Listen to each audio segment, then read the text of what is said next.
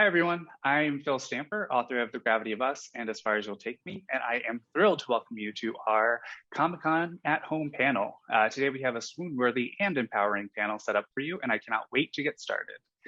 Quick note before we start, for Comic-Con at Home, all of our participants' books will be available via Mysterious Galaxy, which is a wonderful indie bookseller in San Diego and a longtime bookseller for SDCCI.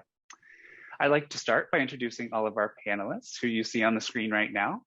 So just give a wave when I get to your name. First up, A.R. Capetta, the author of Echo After Echo and The Lost Coast, has lived in Austin and worked as a professional baker and holds a Master of Fine Arts in Writing for Children and Young Adults from Vermont College of Fine Arts. A.R. Capetta is married to author Corey McCarthy, and they live in Vermont with their young baker. Amélie Wen Zhao was born in Paris and grew up in Beijing in an international community. Her multicultural upbringing instilled in her a deep love of global affairs and cross-cultural perspectives. She seeks to bring this passion to her stories, crafting characters from kingdoms and different corners of the world. She attended college in New York City, where she now lives. Amélie is the author of the Blood Heir trilogy, Blood Heir, Red Tigress, and Crimson Reign. Brigid Kemmerer is the author of the New York Times bestselling Cursebreaker series, which includes A Curse So Dark and Lonely, A Heart So Fierce and Broken, and A Vow So Bold and Deadly. She has also written the contemporary young adult romances Call It What You Want, More Than We Can Tell, and Letters to the Lost, as well as paranormal young adult stories, including the Elemental series and Thicker Than Water. A full-time writer, Brigid lives in the Baltimore area with her family. Erica Ridley is a New York Times and USA Today bestselling author of historical romance novels. When she's not reading or writing romances, Erica can be found riding camels in Africa, ziplining through rainforests in Costa Rica, or getting hopelessly lost in the middle of Budapest, which is my favorite city, by the way. She loves to hear from her readers.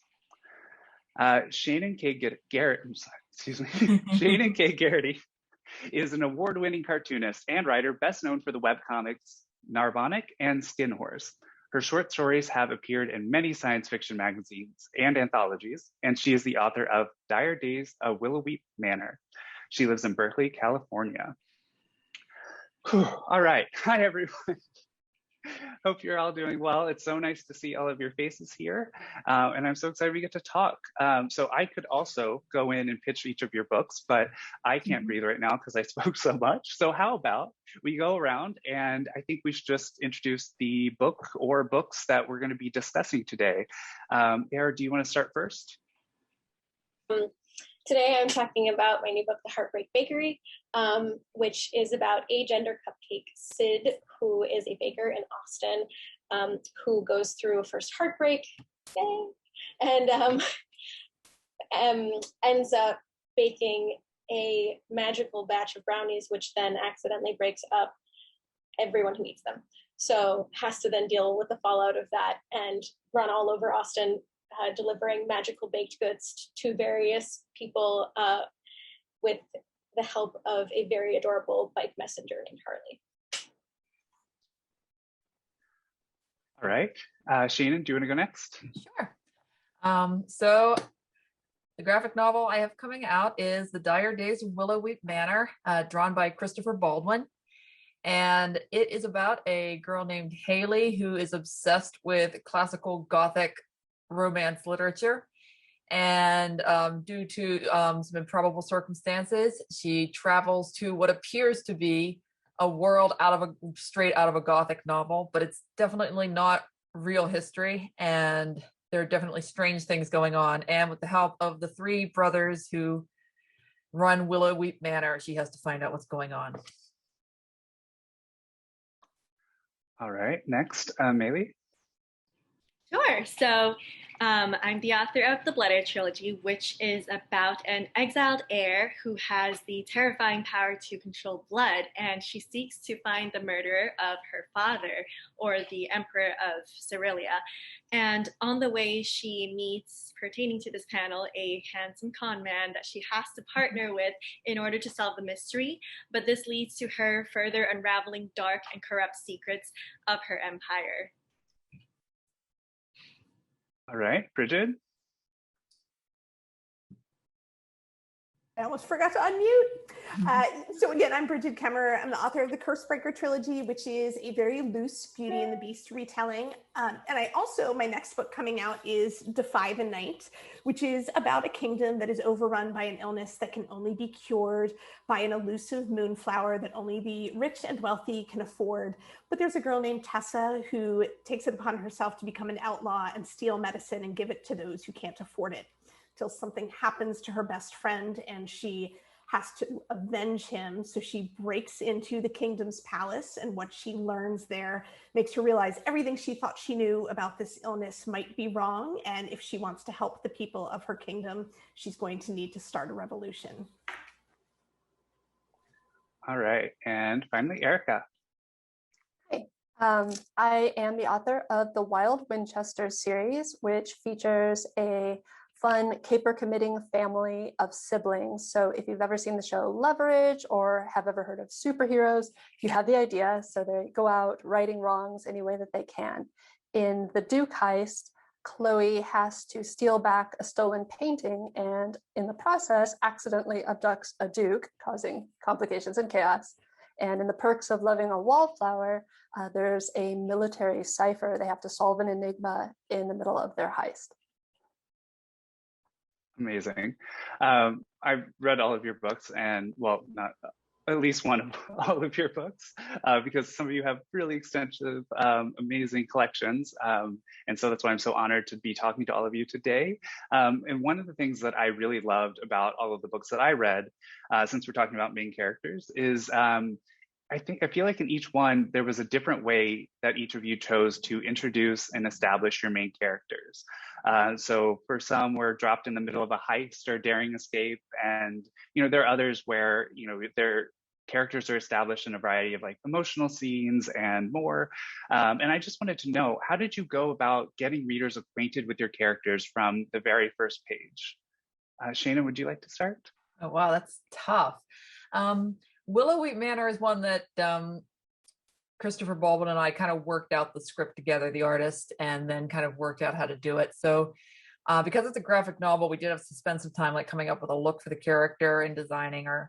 And the first scene is pretty much just a basic introduction to the character in like her normal school environment, just establishing that she has this weird fixation on old Gothic novels that is kind of, making everyone very impatient with her. But then she, on the way home, she rescues this guy who's drowning in like the river under the bridge that she's crossing over. So she's not just like a fan of these Gothic novels. She's also kind of she's also a would-be a sort of Gothic heroine or hero. And so we kind of wanted to establish that from the start, that she's somebody who could actually, who's sort of a giant nerd about this stuff, but she could also like maybe step up in a crisis, which is good because she's going to encounter one. Her name is Haley, which actually just means hero. So she's just the heroine of the story. And her name literally indicates that. That's amazing. I didn't pick up on that. Amélie, what about you? Absolutely. I always joke that I feel like YA fantasy heroines have the worst introductions and the worst times at the start of a novel. So Anna is no different. I decided to start the book in media res. I may be pronouncing that wrong, but in the midst of the action, she's literally in a jailbreak scene trying to find the only criminal mastermind who might be able to solve the murder for her dad. And in the action, I feel like it's hard to get to know a character. So I really tried to ground her, her objectives, her goals, and why the underlying reasons as to why she's trying to pursue this. So for the first chapter in Blood Heir, Anna's really trying to solve this mystery because she loves her brother Luca. And I think that is one aspect that really makes her sympathetic to the reader, because she is terrifying. She literally like kills 10 people by the end of the third chapter. But what makes her redeemable is the underlying reason, which is that she wants to save her brother, she wants to save her family, and she wants to solve the mystery of who framed her for her father's murder. So if we get to know these objectives and these underlying motivations for the character, I feel like that's a great way to get the reader acquainted with them, along with some cool kick buttery involved. Yeah, for sure. Bridgid, do you want to go next? Sure. I'll talk about in Defy the Night, since that does open with a heroine. And I love what Amélie had to say about YA heroines, how they always have to start kind of in a really bad place. Mine starts with Tessa trying to escape the royal sector, where she has stolen some of this flower that will help heal people. And she's waiting for her best friend, Weston, who is another outlaw. And, you know, I love opening in a scene where something is happening, where there's definitely action and conflict, but something also has to happen to make you empathize with this character. So, you know, for Tessa, she's waiting for Weston and he's not showing up, and she's so worried, you know, that he hasn't arrived. And I think it's really important to start with something that's relatable to anyone. You know, we can all relate to, you know, when are they going to get there? And I think that's part of what I love about YA fantasy, that you can really hit both the empathy and the action and adventure side. Erica, do you want to go next? Sure. So I am also team start with action, show the character doing something. So in the Duke Heist, we start with Chloe, who is just bursting through, literally in the first line, bursting through the front door of her house. She has a plan to steal back this stolen painting, and she's going to tell her siblings about it, and to go along with the idea of establishing empathy. This theft was a deathbed promise to her father, who was the owner of the painting. So it's just this really visceral, she's got to get this, her whole family is 100% in on this plan. That's great. And then finally, August. Yeah, with the Heartbreak Bakery, I think it kind of made itself evident that it needed to start with absolute lovelorn feelings and baking in tandem. So you get the sort of emotion dump of just putting all of your feelings into what you're creating after you've gone through this big terrible experience. You're still in the midst of it, really, because Sid is at the tail end of this bad breakup, has literally spent all night breaking up with W, who is Sid's first girlfriend, first love, and has to go from there into work in the morning the way you can only do when you're a teenager and you accidentally stay up all night and then you go to work in the morning, which, you know, is a superpower in and of itself. But then Sid's baking and dumping all of these emotions into this. And I wanted to show that for so many reasons. I think part of it is because so many of the baking stories that I love start with the sensory. They start with that grounded feeling of putting something together, creating something, making something. And I wanted the reader to get to have that experience along with Sid.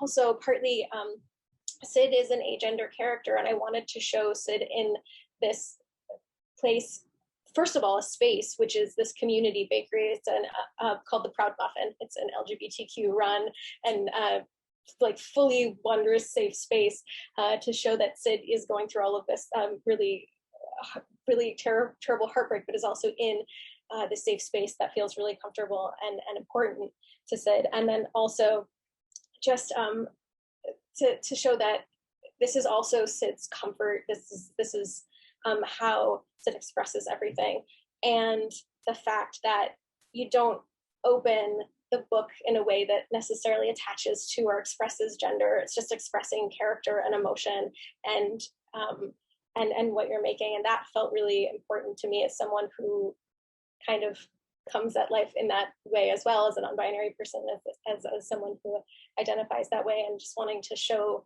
what that feels like in a real way for me, instead of just starting with with a way of introducing a character with sort of maybe a more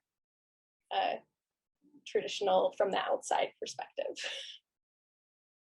Yeah, I feel like everyone's story is kind of opened in this really relatable way, even though like we can't necessarily relate to being in a jail cell in a YA fantasy necessarily. There was still like so much emotional resonance and everything that like in all of these books where you were just like, you were right there with them. And you also were able to build in all these side characters, which hopefully we'll be able to talk about later, that are their families, even if it's a friend, a really good friend, or an actual supportive family, whoever it might be, you kind of build the entire world by building their families and friends around them, which I thought was really, it was really fun. It was a great way to kind of introduce all of these stories that you're discussing right now. So to get us on topic with the theme of the panel, I do want to ask a question about kind of romance and romantic main characters. I wanted to talk just broadly about what the role you think romance plays in your novels, because I read all of these and I feel like the romance elements played out in very different ways. Like in some pieces, it was not the main, it was not the number one plot line. In others, it was like, it was absolutely the main plot line. You have a completely romantic main character, one goal, and it's amazing, and you get to follow them through it all. And I just wanted to talk about kind of all the choices you made that that informed why you built these romantic elements into your main character. I should probably start us off. Amélie, would you like to start? Yeah, sure. I love that question. And I love how there's so many variations within our panel group that we can talk about. For me personally, when I set out to write Blood Heir and Anna, I love romance. Like I remember staying up until like 5 a.m. reading Bridget's book actually for the romance. And I definitely wanted to build it in my stories because I feel like love is so universal. But for me, for Anna especially, she starts out in a very bad place. Her society reviles people who hold powers like her, and they make them out to be monsters and outcasts. So she has a ton of baggage for herself, as does the romantic interest Ramson, who is coming from a really tragic past with his own issues. And so when the two meet, it's not a great start, and it's a enemies to lovers trope. But I really wanted to stress that they could find themselves first, and that they could really become the better version of themselves by getting to know each other, by solving issues together, by understanding the bigger humane and corrupt issues going on in their empire. And I think that Blood Heir is a pretty super slow burn. That I was going to say a spoiler, but it's very slow. But I think that it was important for their character arcs to progress to the point where they feel like they are good for each other. It's not going to be, a mutually destructive relationship, and then they can assess their feelings for each other. So in Red Tigress, there's a buildup of that, and then in Crimson Reign, no spoilers, but hopefully we'll see a nice progression that readers will like. All right, Bridget, do you want to follow that up? Sure. So, I also love romance, but when I write, and I know a lot of people sometimes describe my books as a romance, I really just love relationships between people. I love writing about the family that you make versus the family that you're born into. I love writing about bromances and sisterhood and, finding the people that you connect with. And I find people fascinating in general. I always tell people I love gossip, not for the, nasty backbiting way of it, just because I love knowing what is happening. Like, why are people acting the way they are? Why are they doing the things that they do? And I feel like romance just kind of falls into that same collection of different people and putting them together and seeing what happens. And sometimes I'll put two characters on the page and I'll be like, oh, is there a romance there? I know in the Cursebreaker series, there are a lot of people who ask me if there's a love triangle between Harper, Wren, and Gray. And I won't say any spoilers, but I always find that a really fun question. I just love people, and romance is just one element of how they get together. I love that. Erica? Sure. So in The Perks of Living a Wallflower, I think earlier I failed to give the context that the reason Tommy is a boatman is because she's a master of disguises. So she can infiltrate and do these heists disguised as whatever. But it's her superpower, yet what she really wants is to be loved for who she is and how she is. And so it's very much a romance in that sense of finding someone who is your person and someone who finds that they love you, that they see you for who you are, and that is the thing that they like best about you, not the things you can be or the things you can pretend or the things you can portray, but the thing that is actually your essence. And I think that is often a theme in my books, finding your tribe and finding the person who loves you for the thing that makes you different and unique. Fantastic. August, do you want to go next? Yeah, I love writing love into pretty much all of my books, but this is the one that's about love. This is the one that is actually sort of the main exploration of the book, is love in so many different ways, and particularly queer love. And I wanted to get to write a story that has so many different incarnations of queer love. So you have the main love story that starts to unfold after Sid's initial heartbreak, but you also have all of the relationships that Sid has to help mend with, that have been broken up by this magical sort of situation with the brownies. So a lot of it was in looking at all of these different variations and ideas of how love plays out, and the things that make love work or not in all of these different ways, and seeing that there's no one recipe, there's no one right answer, and that there's something that they start to say towards the end of the book, because I don't want to give a spoiler, but there is a bake-off. It's not that big of a spoiler. And the motto that they use is love comes in every flavor, because they're like, love is love, that's nice, but love comes in every flavor is better, because the idea of these variations was so important to me, that in getting to look at love, not trying to narrow it down to one thing, but in terms of Sid and where that journey goes, and falling in love with Harley, I feel like I keep coming back to love stories, and I keep coming back to these romantic plots, because I fell in love and I just can't stop writing about it. So I have a live-in muse, and I get to write about my very inspiring and wonderful trans husband, who is very much a big part of Harley, who is non-binary and trans, and also is an adorable bike messenger, which Corey is not a bike messenger, but all of the other parts, including the fact that I had to win him over to baked goods, are real. I love that story. That's amazing.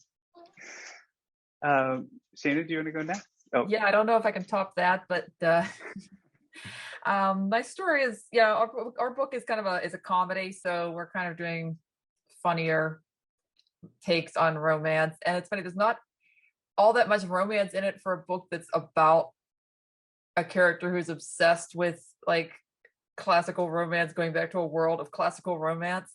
And it does end up being more about sort of learning, being aware of all the tropes of the genre, and then kind of superseding them and overcoming them to be more individual. So there's 3 brothers at Willoweep Manor, and not to give anything away, but they're all like sort of gothic romance characters, and I would say that only one of them is like even potentially a decent romantic lead. But there's the Rochester from Jane Eyre style dark brooding brother who's just very cranky all the time, and then there's like the sort of feckless prodigal son brother, Cuthbert, who's just an idiot, and then there's Montague, who's kind of semi-normal and is a sort of angsty Byronic guy. I guess he's like the most normal of the 3, but there is a scene where knowing how their universe works, the brothers all decide that they have to romance Haley in their own individual style, and it's very awkward. So I'm kind of more playing with romance, and then like if there's any like actual romance that sneaks into the story, it's kind of a little more quiet and natural. I'm going to disagree, and I think the central romance of yours is actually between Haley and her love of books. It kind of is. Fiction. It's like it's a romance story about how much she loves like traditional Gothic romance fiction. Like, it kind of is, and it gets the chance to sort of go inside that and deal with that and what that means. That's what the story is mainly about. Amazing. Well, let's elaborate on this just a little bit more. Since this is kind of a craft panel, is how I'm perceiving this, and I think there are probably a lot of people watching who are writers themselves, or at least are interested in writing. So I wanted to know, is there any advice that you would give to anyone who's just watching this now and thinking about their own main characters? How do you develop these well-rounded, authentic, romantic main characters? Because it's not easy to really create any character. But if you have any tips, I think there would be plenty of people in the audience who would love to hear from these pros. Brigid, sorry to put you on the spot, but would you like to go first? You've written a lot of main characters, so. Wow, with writing advice on the spot. So I would say my best advice as far as writing really well-rounded characters is to make sure that your characters have goals and ambitions and obstacles that don't really relate to the main plot. You know, sometimes people get so focused on the plot and so focused on this one single goal, and then what that ends up is making the entire story feel really too linear. And this isn't just for your main character, it's also going to apply to your side characters. If your side characters are only there to further the narrative for your main character, then nobody's going to feel really well-rounded. Everyone needs to have side goals, side ambitions, even if it's only reflected in a line or two of dialogue here or there, or if someone's interrupted doing something that just shows that there are more interests to the side of what your focal plot is. That really helps make everything really well-rounded and balanced. Yeah, I think that's fantastic advice. And actually, I think as we move on, let's expand it to say main characters and side characters. How do you develop all your characters in your cast? Because I think those are brilliant answers. So I'm just going to steal that answer, and everyone else can answer based off of that. Erica, do you want to go next? Sure. So I agree that everyone should walk on stage with a motive. Everyone has a reason for being there that may have absolutely nothing to do with what your point of view character has going on. But more specifically, when I'm thinking of a character, I like to really take the time before I start writing to flesh out what their worldview is, because as we probably all know, you can take two people that witness the same thing and come away from it with completely different takeaways. And I like to know why that is. I like to know what glasses, what filter this character is going to be viewing the world from at the start of the story, and kind of decide whether that's going to change and what kind of events or conflict the character has to bump into in order to question some of the assumptions or beliefs that they have. And of course, bump heads with whoever the antagonist is in the story, which is often the love interest in my stories. So that's the first step that I always take. Thanks. August, do you want to go next? Yeah, I find myself thinking a lot about relationship instead of thinking just about character these days, instead of thinking about a character in isolation and then sort of throwing them into a scene with another character and then seeing what happens, which can be fun and wonderful. I think that I now start to spend a lot more time thinking about the way that the main character, and then from there, every character relates to everything else in the story. So it doesn't have to be all about, love and those sorts of relationships. It's about family, community, place, the systems and the society, all of these different relationships that exist in this kind of dynamic way, because no one exists in a vacuum, no one exists in a void. So when you're looking at your world and your characters in this kind of twined way, it helps me a lot to envision how they're going to move through the world, and also how they're going to change, because as soon as you start thinking about relationship, you know that nothing is static. So it has a history, it has a future, and it's very fun to start unfolding the moments of those relationships and seeing where they go, because to me that helps give every character something to push against, something to be in conversation with always. All right, Shaenon, do you want to go next? Yeah, I mean, for me, character and story are just completely intertwined. I feel like I'm not great at coming up with plots, but that's okay, because once you come up with the characters and give them something to want, then the story naturally comes out of that. And I think that's the only kind of story I can really write. So most of my stories start with coming up with some kind of interesting character, group of characters, and then figuring out what they're going to do and how that's going to work. In the case of Willoweep, it was originally Chris's concept. He wanted to have a story set in a Gothic sort of setting. And he brought me on to kind of like flesh out the idea and then write a script around it and everything. And we talked back and forth about it a lot. And I think initially we didn't really know what was going to happen at Willoweep Manor. We just had an idea for this main character and characters that would be at Willoweep that she could deal with. And then I think the story just kind of came out of that and came out of thinking about how they'd interact with each other and how they'd develop.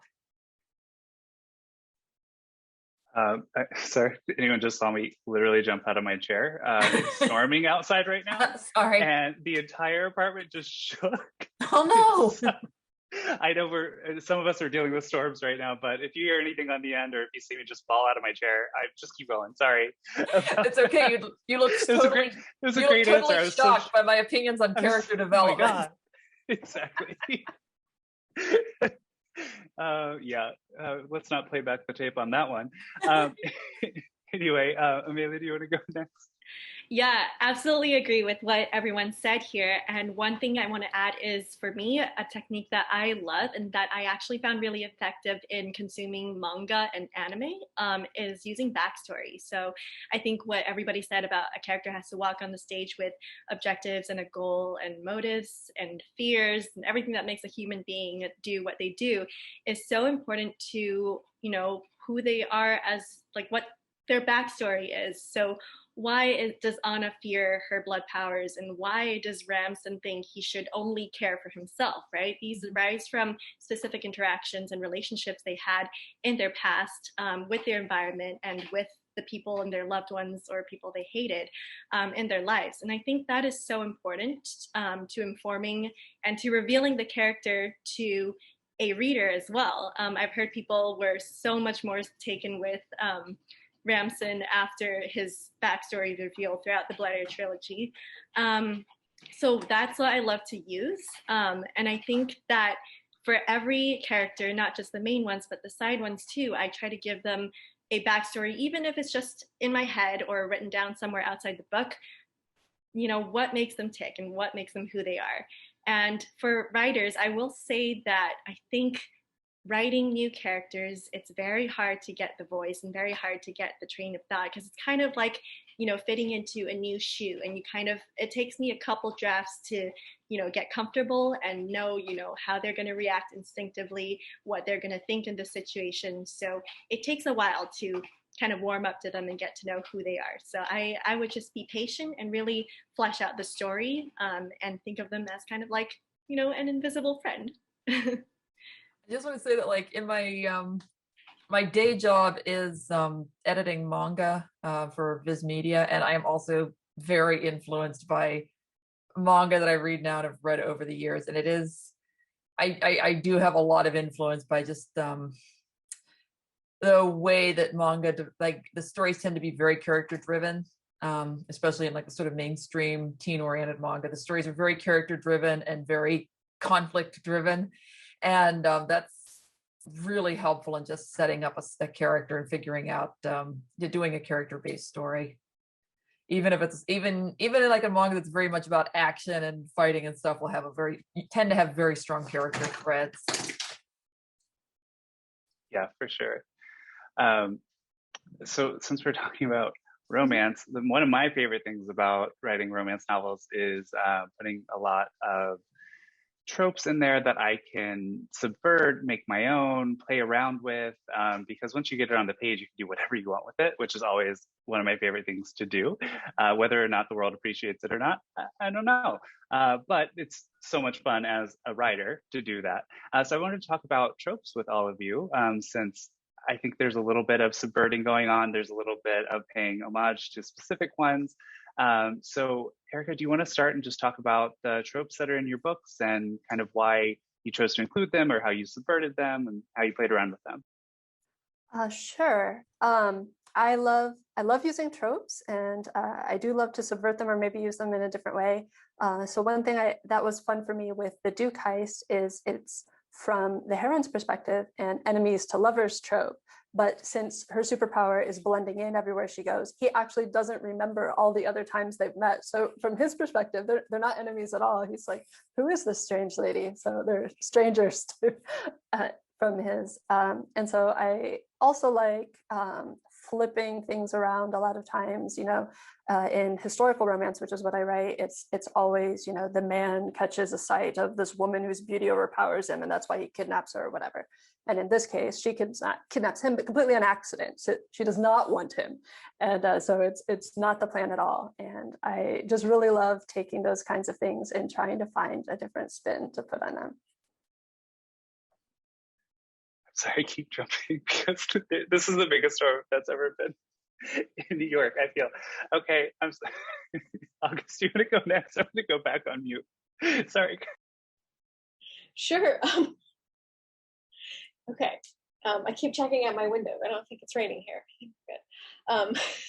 So yes, I really enjoy getting to take on a lot of the tropes of love stories and of romance and subverting them and queering them and looking at them from all different angles. And I think one that I had a lot of fun with is the idea of, so I think that a lot of times when we watch a story unfold, we see a character who starts to get to know someone and then starts to have feelings, and then they have to decide if they're going to be in a relationship or not. And I wanted to flip that around a little and look at what would happen if the main character had already had a crush on the person that will eventually become their love interest, but maybe didn't notice it. Because that's something that, I think happens to younger people, and this is in writing YA, and I think it's something that can happen for younger people and for people who, are maybe want to be fully aware of love and their emotions, but are not as fully in tune with them as they might think. Maybe raising my hand, if that's how I have been at certain points in my life, and feel like that. So I had the fun with that trope of not starting with a pair of characters who had to get to know each other or even start to like each other, but had to figure out what was already happening and then go from there and decide and figure out how that was going to work. So that was a little fun to just like invert. Nice. Shaenon, next. Okay, so my entire book is about just playing around with literary tropes and sort of making jokes about them. So that's kind of the point of the entire book. I read a whole bunch of like old like Gothic novels for this book, and ended up with a lot of like weird older recurring elements that might not be a stereotypical part of like Gothic romance anymore. Like the villain manifests as like a monk, because there are so many evil monks in Gothic fiction. I mean, there's like the novel, The Monk itself, the original like evil monk novel, but then like everybody loved doing evil monk books and evil Italians. There's just a lot of books set in like Italy is like a land of like dark romance and suspense and evil Catholics. And so I have a page where like the manor is invaded by like just a whole bunch of like Gothic romance characters. And I was keeping lists of like things that occur in these books and write them all down. As far as romance tropes, like I said, a lot of it is just kind of sending up romance. So I probably don't want to talk too much about like actual romance. The actual romance that goes on, if there is like an actual love story, is probably a lot quieter and maybe less stereotypical. Though it does have a kind of like sort of old, very light enemies to lovers element. Not very strong though. It's mostly just me being silly with all of this stuff. I mean, it's a very silly book, and I mean that in Thank you. the best way. It really is. It's the highest compliment I can get. It really is. And Chris had like lists of things that he wanted in it too. I tried to put in as much as possible. Fantastic. Amélie, you've already talked a little bit about tropes, but do you want to elaborate on that? Me? I love tropes. I think they are tropes for a reason, and I love all the variations that I've seen writers put on them in their stories over the years. And I think my favorite one throughout the Blood trilogy, and the most prevalent, is probably The Princess Takes the Throne, because the first book, it's a totally Princess Retakes the Throne book. But as we progress throughout the trilogy, I just take that and flip it over its head, because yes, I've read a lot of wonderful books with this trope, and I set out to write a book like that at first. But as I started to interrogate some aspects, in my personal life and around the world right now, I started to question, should the princess take the throne, and should there be a throne? Is the monarchy the right way to progress? And all of these issues of corruption, and there's a lot about human trafficking in the Blood Heir world. It stems from a corrupt government system. So it's interesting to have the princess and the heir who wants to take back the throne evaluate these issues throughout her journey and question, really, is my journey to the throne the right thing to do for my people, or is there something else that I can look at here? So I think that was the biggest trope that I sought to take and kind of totally flip it. Try not to give spoilers here, but yeah. Amazing. And Bridgid? So I love tropes. I absolutely love enemies to lovers. I feel like there's an element of enemies to lovers in just about every book that I've written. I also love There Was Only One Bed, which I haven't yet gotten to write in a YA novel. And one day I will write enemies to lovers and There Was Only One Bed, and that day will be amazing. I love what Amélie was saying about, kingdoms and looking at do you want to be queen? Because I do a lot of kingdoms, especially in fantasy. And I wrote the Cursebreaker series. The first book, I was writing the bulk of that after the 2016 election. And regardless of where anybody falls on the political spectrum, I think everybody was still rather shocked by the outcome of that election. And it really made me think about what obligations do rulers have to their people? What actions should people be taking, whether for the greater good, or can we help a few people, even if that doesn't mean we can help everyone? And it was funny writing Defy the Night, which deals with an illness. This was not inspired by the pandemic. The first draft was written in 2019. But then to really see how the world was affected by a pandemic and by an illness, and it was thunder here. And Phil and I are nowhere near each other. It was really fascinating to do the revisions for Defy the Night and seeing what kinds of things would people do if they were confronted by an illness that was kind of rampaging through society. I think tropes are a really fun way to look at what happens and what could happen.